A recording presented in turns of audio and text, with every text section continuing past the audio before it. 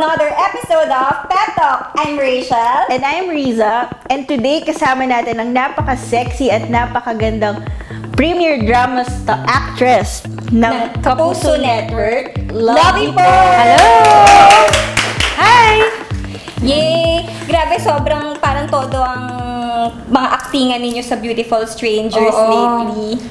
Masaya kasi isa yata to sa mga paborito kong characters na portray ko kasi lahat halos nagawa ko na naging taong grasa, naging normal na tao, naging baliw, naging other woman. So, it's something na in-enjoy ko talaga. Ini-enjoy ko pa rin na ngayon. Todo sa pagiging biktima ng tadhana. Ay, nagkataon no? May balat yata siya sa puwet. Lahat ng kamalasan. Lahat ng kamalasan nakuha niya. Ayun, syempre, hindi natin palalampasin yung pagkakataon na Riza na tanongin siya about dun sa eksena ni Heart and Rocco na sa harap ko talaga mismo, nag-kissing scene. Anong reaction mo doon? Wala.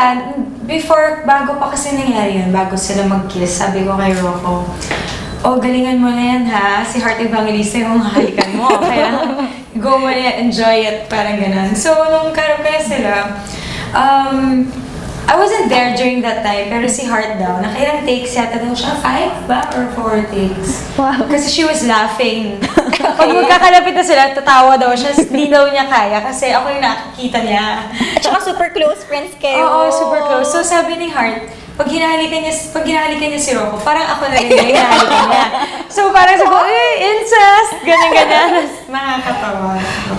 Harapang no? Oo, harapan. Hindi ba anong mga sinabi sa'yo ni Heart nung after yung eksena na pa? Wala, parang, syempre, yun lang yung sinabi niya, na feeling niya ako yung nakikita niya.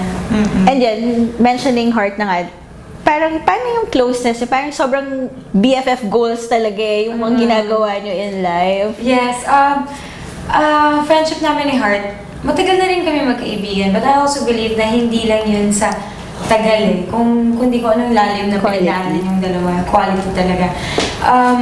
Heart and I share the same dreams, tapos kapag may gusto kami mangyari sa buhay namin, talagang nagtutulungan kami. We are in the same industry, and usually people in the industry would, it's a competition, but then for both of us, it's not. Kumbaga, we're on-screen rivals, but never in real life. So, masasabi mo na subok na talaga yung friendship nyo? Oo, subok na yung friendship namin because ang dami na rin namin pinagdaan ng dalawa. And we went through so much heartaches, and we shared a lot of things together na, so. Anong biggest dream nyo together? Yeah. Na for sure lagi nyo na pag-uusapan pag magkasama kayo. Simple lang. She's found her, parang she's, na siya ngayon, how do I say this? Sabi ko nga, pagka umaarte siya, how can you still act hard now that you're, parang tahimik na yung buhay niya. She's married already and everything. Kumbaga, that's what she wanted naman talaga, is to have a peaceful life and just do what she wants to do, which is paint and act at the same time.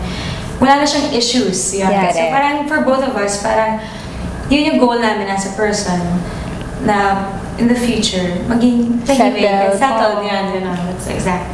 So I would ask her, how do you still act? How can you cry when you don't have issues anymore? Ganyan. So, ayun, we help each other out pag magka-eksena kami. She knows exactly what to say to make me cry. I know exactly what to say to make her cry. So, we help each other. Ayun. Tapos, syempre, kung meron silang kissing scene, si Rocco and Heart, meron din yung, hashtag DS mo ding pagtatagpo. Kumusta yung iyakan ninyo ni Rocco? I mean, syempre, in real life naman, ang happy ng love. Tapos doon, iyak-iyak galar na. Mahirap pala ha. First time ko kasi maka-eksena yung boyfriend ko talaga. This is the time na kami na talaga. So, mahirap pagkakaharap mo siya. Because, especially pagka wala naman kayong issues. Parang happy naman kayo. But then, mas komportable, but it's harder to cry. Siguro, extra effort kami separately. Parang may sarili siya. May pinapakinggan akong kanta. Hirap humugot. But then, there are times talaga that you have to go back dun sa past mo kung ano yung naramdaman mo before. How it felt to be heartbroken.